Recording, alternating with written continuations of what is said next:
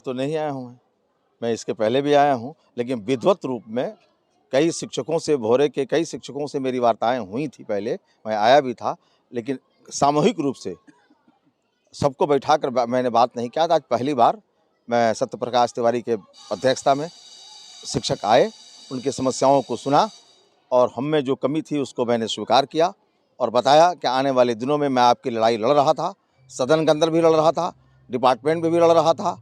जिन लोगों ने भी आवाज़ मुझे दिया है उसकी आवाज़ पर मैंने लब्बैक कहा है, लेकिन विद्यालयवार मैं जाकर इन लोगों से मिला नहीं था। जीतने के बाद इसका शिकायत इन लोगों की थी, उस शिकायत को मैंने दूर किया है और आने वाले दिनों में प्रत्येक माह में भोरे मैं आऊँगा और अपने शिक्षकों से मिलूँगा, उनकी समस्याओं को समझूंगा, उसका निदान करूँगा। इस साल बिहार विधानसभा चुनाव होने हैं, जनसुराज की पहली तैयारी क्या है? देखिए, बिहार विधानसभा के चुनाव 25 के अक्टूबर-नवंबर में होने वाले हैं। जनसुराज पूरे आब-ओ-ताब के साथ, पूरी ऊर्जा के साथ इस चुनाव को लड़ेगा, 243 विधानसभा में लड़ेगा और लड़कर एक नया विकल्प अपने आप प्रस्तुत करेगा। बिहार के जनता को, बिहार के नागरिकों को एक नया विकल्प नए बिहार के रूप में मिलेगा, जो महात्मा बुद्ध और महावीर के धरती वाला बिहार है, जो दो दलों से, एनडीए और इंडिया से बिल्कुल जकड़ा हुआ था, उसको आज कुछ राहत मिल रही है। जो उसके से लोग तंग आ चुके हैं, वह एक विकल्प के रूप में प्रशांत किशोर को देख रहे हैं और आने वाले कल में निश्चित रूप से प्रशांत किशोर एक विकल्प के रूप में बिहार में अपने आप को प्रस्तुत करेंगे। बीपीएससी अभ्यर्थियों को लेकर जो प्रशांत किशोर का नेतृत्व था, उस पर कई लोग सवाल खड़े करने लगे। उनका जो अनशन था 8 दिन बाद, जो है वो राजनीति से प्रेरित होकर टूट गया, क्या कहेंगे इस पर? टूटा तो नहीं, मैं तो कहूँगा कि यह इसकी जवाबदेही तो ये पूछना चाहिए आपको, राष्ट्रीय जनता दल के जो नेता प्रतिपक्ष हैं बिहार के, कि उन्होंने क्या किया। हमारे नेता प्रतिपक्ष तो नहीं हैं, हमारे नेता तो अभी पदयात्रा कर रहे हैं। उन्होंने उन बच्चों को, गरीब बच्चों के दर्द को महसूस किया और उनके साथ खड़ा हुए और खड़ा होकर प्रशासन को और पूरे बिहार के लोगों को बताया कि वक्त आने दे, बता देंगे तुझे आसमां, हम अभी से क्या कहें कि क्या हमारे दिल में है। नेता प्रतिपक्ष तो सो रहे थे, जब रोम जल रहा था तो ये नीरो बांसुरी बजा रहा था, कहाँ लग रहा था कि यहाँ नेता प्रतिपक्ष है। प्रतिपक्ष के रूप में प्रशांत किशोर ने काम किया और इनका यही कहना था कि लोकप्रिय मुख्यमंत्री अगर हैं, जनता द्वारा निर्वाचित मुख्यमंत्री हैं, तो उनके बच्चों से, 10 बच्चों से मिलकर बात करें कि कहाँ गड़बड़ी हुई है। लेकिन बात करने के लिए तैयार नहीं हुए, तो गवर्नर के यहाँ, गवर्नर ने बुलाया, बच्चों को, बातों को सुना, सरकार तक पहुँचाया। हम लोगों ने जाकर डीजीपी से मुलाकात किया, प्रधान सचिव से मुलाकात किया और बच्चों की समस्याओं को रखा। जब सरकार ने हल नहीं किया तो हाई कोर्ट में रिट किया गया।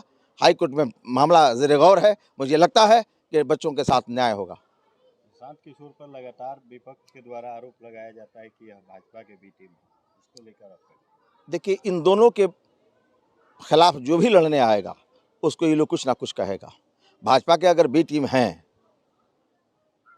तो भाजपा के साथ रह कर कहीं नहीं चले आए। तो इनको अमित शाह छोड़ने थोड़े जा रहे थे, मोदी जी छोड़ने थोड़े जा रहे थे।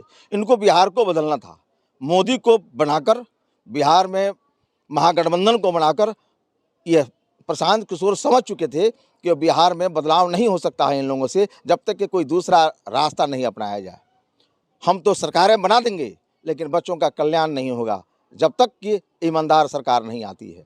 तो सब कुछ छोड़कर, सब कुछ दांव पर लगाकर प्रशांत किशोर ने स्वयं पदयात्रा करके, पदयात्रा के माध्यम से, कोई आंदोलन नहीं किया, जन आंदोलन नहीं किया, पदयात्रा के माध्यम से लोगों को जगाने के काम किया कि हर बार आपने जात के नाम पर वोट दिया है, हर बार आपने कास्ट के नाम पर वोट दिया है, आपने अगड़ा और पिछड़ा के नाम पर वोट दिया है। एक बार आप अपने बच्चे के चेहरे को देखकर वोट दीजिए, उसके रोजगार के लिए वोट दीजिए, उसके शिक्षा के लिए वोट दीजिए, उसके विकास के लिए वोट दीजिए। यह उन्होंने डिमांड रखा है। हमें लगता है कि बिहार की जनता अगर महसूस की तो निश्चित रूप से एक बदलाव आएगा, तब्दीली आएगी और बिहार विकास के रास्ते पर अग्रसर होगा और यह महावीर, गांधी और गौतम बुद्ध का बिहार बनेगा।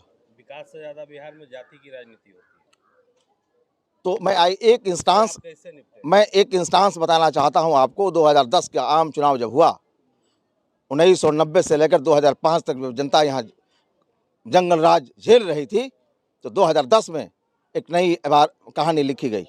बिहार की जनता इतना होशियार है कि जन बल के आगे सारा समीकरण ध्वस्त हो जाता है जात का। हमने देखा 2010 में जब नीतीश जी गांधी मैदान में अपना ओथ ले रहे थे सुशील मोदी के साथ, तो उस वक्त 212 सीट उन्हें मिला था।